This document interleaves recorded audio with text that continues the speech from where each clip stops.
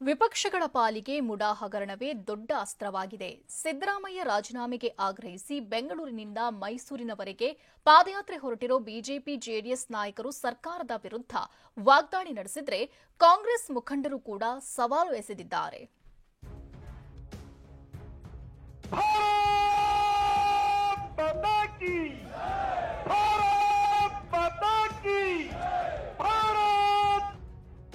ಮುಡಾ ಹಗರಣದ ವಿರುದ್ಧ ದೋಸ್ತಿ ನಾಯಕರ ಸಮರ, ಬೀದಿಗಿಳಿದು ಕಮಲ ದಳಪತಿಗಳ ಸಂಗ್ರಾಮ, ಸಿಎಂ ಸಿದ್ದರಾಮಯ್ಯರನ್ನ ಕುರ್ಚಿಯಿಂದ ಕೆಳಗಿಳಿಸಲು ಪಣ.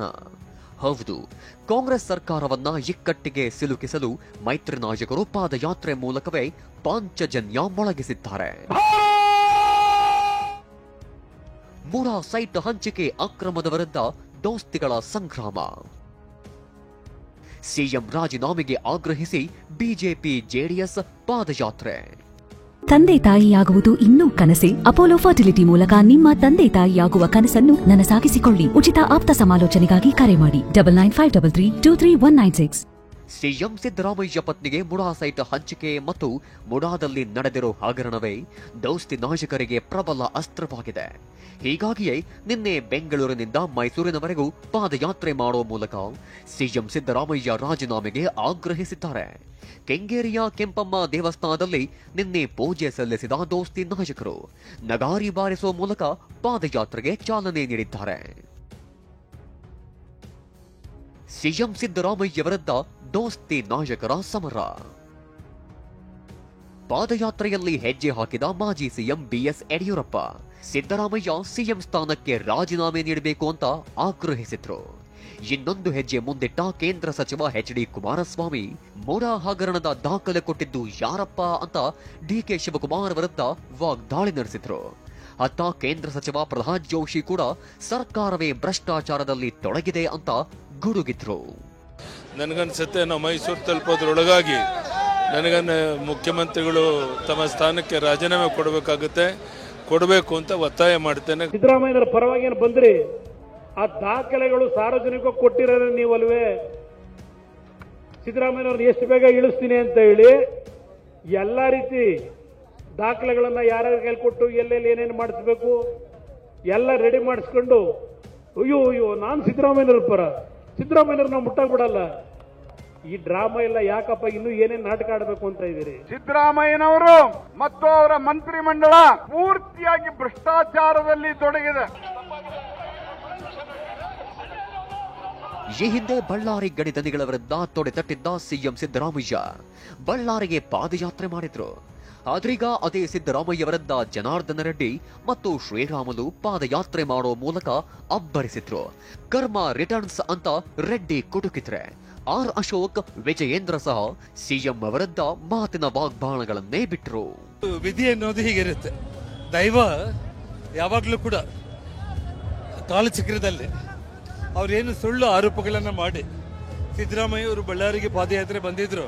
ಆದ್ರೆ ಕರ್ಮ ಇದೆಯಲ್ಲ, ಆ ಕೆಟ್ಟ ಕರ್ಮ ಮಾಡ್ಕೊಂಡಿದ್ದವರಿಗೆ ಆ ಕೆಟ್ಟ ಕರ್ಮ ಹಿಂಬಾಲಿಸುತ್ತೆ. ಸಿದ್ದರಾಮಯ್ಯನವರು ಸೈಟ್ಗಳನ್ನ ಅವರ ಹೆಸರಿಗೆ ಬರ್ಕೊಂಡು ಮೋಸ ಮಾಡಿದ್ದಾರೆ. ಇನ್ನೊಂದು ಕಡೆ ವಾಲ್ಮೀಕಿ ನಿಗಮದಲ್ಲಿ 187 ಕೋಟಿ ಮತ್ತು ದಲಿತರ 25,000 ಕೋಟಿನ ವರ್ಗಾವಣೆ ಮಾಡಿದ್ದಾರೆ.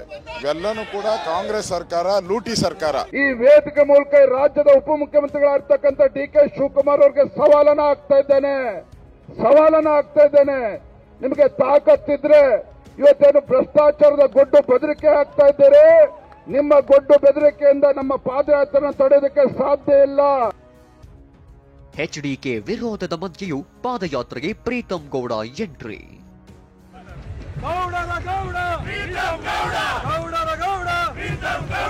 ಎಸ್, ಪ್ರೀತಂ ಗೌಡಗೆ ಪಾದಯಾತ್ರೆ ಜವಾಬ್ದಾರಿ ಕೊಟ್ಟಿದ್ದರ ಬಗ್ಗೆ ಎಚ್.ಡಿ. ಕುಮಾರಸ್ವಾಮಿ ಅಸಮಾಧಾನ ಹೊರಹಾಕಿದ್ರು. ಆದ್ರೂ ಬಿಡದಿ ಬಳಿ ಪ್ರೀತಂ ಗೌಡ ಪಾದಯಾತ್ರೆಗೆ ಎಂಟ್ರಿ ಕೊಟ್ಟಿದ್ದಾರೆ. ವಿಜಯೇಂದ್ರ ಜೊತೆಗೆ ಪಾದಯಾತ್ರೆ ಮುಂದುವರೆಸಿದ್ದಾರೆ. ನಿನ್ನೆ ಕೆಂಗೇರಿಯಿಂದ ಪಾದಯಾತ್ರೆ ಶುರು ಮಾಡಿದ ದೋಸ್ತಿ ನಾಯಕರು ಬೆಳದಿವರೆಗೂ ಅಬ್ಬರಿಸಿ ಬೊಬ್ಬಿರಿದ್ರು. ಅತ್ತ ಪಾದಯಾತ್ರೆಗೆ ಕೌಂಟರ್ ಆಗಿ ರಾಮನಗರದಲ್ಲಿ ಕಾಂಗ್ರೆಸ್ ಕಲಿಗಳು ಜನಾಂದೋಲನ ಸಭೆ ನಡೆಸಿದ್ರು. ಬಿಜೆಪಿ ಕಾಲದಲ್ಲಿ ನಡೆದಿರೋ ಹಗರಣಗಳ ಪೋಸ್ಟರ್ ಹಿಡಿದು ಆಕ್ರೋಶ ಹೊರಹಾಕಿದ್ರು. ಬಿಜೆಪಿಯವರು ಎಲ್ಲ ಬ್ರಹ್ಮಾಂಡ ಭ್ರಷ್ಟಾಚಾರಕ್ಕೆ ಪಿತಾಮಹ ಬಿಜೆಪಿಯವರೇ ಹೊರತು ಈ ಕಾಂಗ್ರೆಸ್ ಪಾರ್ಟಿ ಅಲ್ಲ ಅನ್ನೋ ಮಾತನ್ನ ಈ ಸಂದರ್ಭದಲ್ಲಿ ಹೇಳಲಿಕ್ಕೆ ನಾನು ಬಯಸ್ತಾ ಇದ್ದೇನೆ. ಸಿದ್ದರಾಮಯ್ಯ ನೇತೃತ್ವದ ಸರ್ಕಾರ, ಈ ಡಿ.ಕೆ. ಶಿವಕುಮಾರ್ ಮುಖಂಡತ್ವದ ಪಕ್ಷದಲ್ಲಿರುವಂತಹ ಸರ್ಕಾರ ಏನು ಮಾಡ್ಲಿಕ್ಕೆ ನಿಮ್ ಕೈಲಿ ಸಾಧ್ಯ ಇಲ್ಲ. ನಿಮ್ಮ ಭ್ರಮೆ, ನಿಮ್ಮ ತಿರುಕನ ಕನಸಿದು. ಉತ್ತರ ಕೊಡ್ಲಿ, ನಂದಿಗೂ ಉತ್ತರ ಕೊಡ್ಲಿ, ನನ್ನ ಬೈಲಿ, ನಂದೇನಾರು ಇದ್ರೆ ಬಿಚ್ಚಲಿ, ಪ್ಯಾಂಟು ಶರ್ಟು ಇದು ಬಟ್ಟೆ ಎಲ್ಲ ಬಿಚ್ಚಿ ನನ್ನ ನೇಣಾಕ್ಬಿಡ್ಲಿ, ಶಿಲ್ವೆಗೆ ಏರಿಸ್ಬಿಡ್ಲಿ. ಅತ್ತ ಹಾಸನದಲ್ಲಿ ಬಿಜೆಪಿ ವಿರುದ್ಧ ವಾಗ್ದಾಳಿ ನಡೆಸಿದ ಸಿಎಂ ಸಿದ್ದರಾಮಯ್ಯ. ಬಿಜೆಪಿ ಜೆಡಿಎಸ್ನವರಿಗೆ ಭ್ರಷ್ಟಾಚಾರದ ಬಗ್ಗೆ ಮಾತನಾಡೋ ನೈತಿಕತೆ ಇಲ್ಲ ಅಂದ್ರು. ಭ್ರಷ್ಟಾಚಾರದ ಬಗ್ಗೆ ಮಾತಾಡಕ್ಕೆ ನೈತಿಕತೆನೇ ಇಲ್ಲ.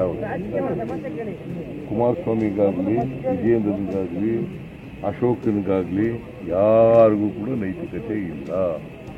ಅವರ ಹಗರಣಗಳು ಬೇಕಾದಷ್ಟಿದ್ದಾವೆ. ಎಲ್ಲ ಹಗರಣಗಳನ್ನೆಲ್ಲ ಈಗ ಬಯಲು ಮಾಡ್ತಾ ಇದ್ದೀವಿ ನಾವು. ಮುಡಾ ಹಗರಣದ ಮೊದಲ ದಿನದ ಯುದ್ಧ ನಿನ್ನೆಯಷ್ಟೇ ಆರಂಭವಾಗಿದೆ. ಮೊದಲ ದಿನವೇ ನಾಯಕರು ಅಬ್ಬರಿಸಿದ್ದಾರೆ. ಸದ್ಯ ಬಿಡದಿಯ ಮಂಜುನಾಥ ಕನ್ವೆನ್ಷನ್ ಹಾಲ್ನಲ್ಲಿ ಕಾರ್ಯಕರ್ತರು ವಾಸ್ತವ್ಯ ಹೂಡಿದ್ರೆ, ಬಿಡದಿಯ ಏಗಲ್ಟನ್ ರೆಸಾರ್ಟ್ನಲ್ಲಿ ಶಾಸಕರು, ಮುಖಂಡರು ವಾಸ್ತವ್ಯ ಹೂಡಿದ್ದಾರೆ. ಇಂದಿನಿಂದ 2ನೇ ದಿನ ಪಾದಯಾತ್ರೆ ಮುಂದುವರಿಯಲಿದ್ದು ಮತ್ತಷ್ಟು ವಾಕ್ ಸಮರಕ್ಕೆ ಕಾರಣವಾಗಲಿದೆ. ಇದರ ಮಧ್ಯೆ ಯಾದಗಿರಿಯ ಪಿಎಸ್ಐ ಪರಶುರಾಮ್ ಸಾವು ಬಿಜೆಪಿಗೆ ಅಸ್ತ್ರವಾಗಿ ಸಿಕ್ಕಿದೆ. ರಾಮನಗರದಿಂದ ಸೈಯದ್ ಜೊತೆ ಕಿರಣ್, ಸುನೀಲ್, ಅನಿಲ್, ಟಿವಿ9 ಬೆಂಗಳೂರು.